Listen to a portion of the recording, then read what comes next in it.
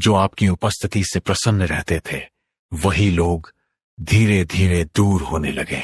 संदेशों का उत्तर ना दें, आपके विचारों में रुचि खो दें या बिना किसी स्पष्ट कारण के आपके जीवन से हटने लगे, तब सामान्य मन इसे दुर्भाग्य, अपमान या अपनी गलती समझ लेता है। लेकिन आचार्य ज्ञान प्रकाश कहते हैं कि यह कोई साधारण सामाजिक घटना नहीं है, ये आत्मा के विकास का संकेत है। क्योंकि जब चेतना का स्तर बदलता है तो पुराने संबंध स्वाभाविक रूप से ढीले पड़ने लगते हैं। जैसे जब वृक्ष बड़ा होता है तो उसकी पुरानी छाल स्वयं गिर जाती है, वैसे ही जब भीतर चेतना ऊंची होने लगती है तो वे लोग जो केवल आपकी पुरानी पहचान से जुड़े थे, धीरे धीरे दूर हो जाते हैं। यह इसलिए नहीं कि आप कम हो गए, बल्कि इसलिए कि आप बदल रहे हैं, और परिवर्तन हर किसी को स्वीकार्य नहीं होता। कई बार लोग इसलिए दूर होते हैं क्योंकि आपकी उपस्थिति अब उन्हें उनके भीतर की असत्यता दिखाने लगती है। आपकी शांति उनकी अशांति को उजागर कर देती है, आपकी चुप्पी उनके शोर को असहज बना देती है, और तब अहंकार रक्षा में दूरी बना लेता है। आचार्य ज्ञान प्रकाश समझाते हैं कि जीवन में अकेलापन तब आता है जब आत्मा बाहरी सहारे छोड़कर भीतर की शक्ति से जुड़ने के लिए तैयार होती है। ये वह चरण है जहां ईश्वर स्वयं व्यक्ति को भीड़ से हटाकर एकांत में बुलाता है ताकि वह अपनी वास्तविक दिशा पहचान सके। यदि इस समय आप लोगों को पकड़ने का प्रयास करते हैं, उन्हें मनाने लगते हैं या स्वयं को दोष देने लगते हैं, तो आप इस दिव्य प्रक्रिया में बाधा डालते हैं, क्योंकि जो जा रहा है वह आपका नहीं था और जो आपका है वह कभी जाएगा नहीं। इस चरण में सबसे आवश्यक है स्वीकार, मौन और आत्मनिरीक्षण, क्योंकि यही वह समय है जब ब्रह्मांड आपको सिखा रहा होता है कि आपका मूल्य दूसरों की उपस्थिति से नहीं, आपकी चेतना की गहराई से तय होता है। जो लोग इस चरण को समझ लेते हैं वे टूटते नहीं, बल्कि भीतर से मजबूत हो जाते हैं, और एक दिन वही लोग या उनसे कहीं श्रेष्ठ संबंध आपके जीवन में स्वतः प्रवेश करते हैं। क्योंकि जब आप स्वयं के साथ खड़े होना सीख लेते हैं, तब संसार स्वयं आपके साथ खड़ा हो जाता है। आचार्य ज्ञान प्रकाश आगे समझाते हैं कि जब जीवन में लोग दूर होने लगते हैं, तब वास्तव में ईश्वर व्यक्ति को बाहरी मान्यता की लत से मुक्त कर रहा होता है। क्योंकि जब तक मन दूसरों की स्वीकृति पर निर्भर रहता है, तब तक आत्मा अपनी वास्तविक शक्ति को पहचान नहीं पाती। ये वह समय होता है जब व्यक्ति को यह दिखाया जाता है कि जिन संबंधों पर वह स्वयं को टिकाए हुए था वे अस्थायी थे, और जो शाश्वत है वह भीतर स्थित है। इस चरण में मन बार बार प्रश्न करता है कि मैं क्या गलती की, मुझ में क्या कमी रह गई।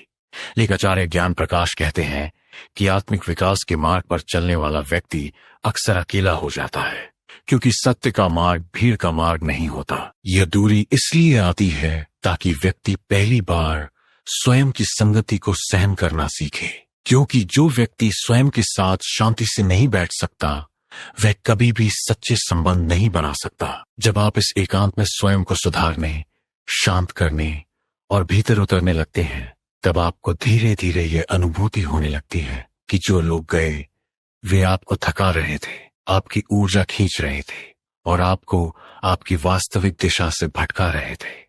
इसीलिए ईश्वर कभी कभी प्रेम के रूप में नहीं बल्कि दूरी के रूप में कार्य करता है। यदि इस समय आप शिकायत छोड़कर स्वीकार सीख लेते हैं तो यही अकेलापन साधना बन जाता है, और यही साधना आने वाले जीवन की नींव रखती है। क्योंकि इसके बाद जो भी व्यक्ति आपके जीवन में प्रवेश करता है वह आवश्यकता नहीं बल्कि चयन होता है, और यहीं से जीवन की गुणवत्ता बदलनी शुरू होती है। आचार्य ज्ञान प्रकाश कहते हैं कि जब जीवन आपको लोगों से खाली कर देता है, तब वह आपको स्वयं से भरने की तैयारी कर रहा होता है। क्योंकि वास्तविक परिवर्तन बाहरी परिस्थितियों से नहीं बल्कि आंतरिक दृष्टि के जागरण से आता है। इस चरण में व्यक्ति को यह अभ्यास करना चाहिए कि वह अपने एकांत को शत्रु न माने बल्कि उसे गुरु की तरह स्वीकार करे, क्योंकि यही वह समय है जब आत्मा बिना शोर के बोलती है। आचार्य ज्ञान प्रकाश समझाते हैं कि प्रतिदिन कुछ समय शांत बैठकर श्वास पर ध्यान देना, मन को स्थिर करना और ईश्वर को भीतर अनुभव करना इस खालीपन को शक्ति में बदल देता है। जब आप स्वयं को समझने लगते हैं, अपनी सीमाओं और क्षमताओं को पहचानते हैं, तब आपको यह स्पष्ट होने लगता है कि अब आपको हर किसी की आवश्यकता नहीं, बल्कि सही संगति की आवश्यकता है। यही कारण है कि इस प्रक्रिया के बाद व्यक्ति के जीवन में ऐसे लोग आते हैं जो उसे खींचते नहीं बल्कि उठाते हैं, जो उसकी ऊर्जा लेते नहीं बल्कि बढ़ाते हैं। यदि आप इस परिवर्तन के समय धैर्य रखते हैं, शिकायत नहीं करते और आत्मिक अनुशासन अपनाते हैं, तो ये दूरी आपके जीवन की सबसे बड़ी कृपा सिद्ध होती है, क्योंकि इसके बाद आप संबंधों में नहीं उलझते बल्कि संबंधों का चयन करते हैं, और यही चयन आपको भीड़ से अलग परंतु जीवन से गहराई से जुड़ा हुआ बनाता है। आचार्य ज्ञान प्रकाश ये भी समझाते हैं कि इस एकांत और दूरी के काल में कुछ सूक्ष्म संकेत प्रकट होते हैं जिन्हें समझना आवश्यक है, क्योंकि यदि व्यक्ति इन्हें न पहचाने तो वह इसी चरण में अटक सकता है। पहला संकेत ये होता है कि मन बार बार पुराने लोगों की स्मृतियों में लौटने लगता है और व्यक्ति स्वयं को भावनात्मक रूप से कमजोर अनुभव करने लगता है। यही वह क्षण है जहां अधिकांश लोग गलती कर बैठते हैं और उन संबंधों को पुनः जीवित करने का प्रयास करते हैं जिनका समय समाप्त हो चुका होता है। दूसरा संकेत यह है कि व्यक्ति अपनी तुलना दूसरों से करने लगता है और यह सोचने लगता है कि सब आगे बढ़ गए और मैं पीछे रह गया, जबकि वास्तविकता ये होती है कि हर आत्मा की गति अलग होती है।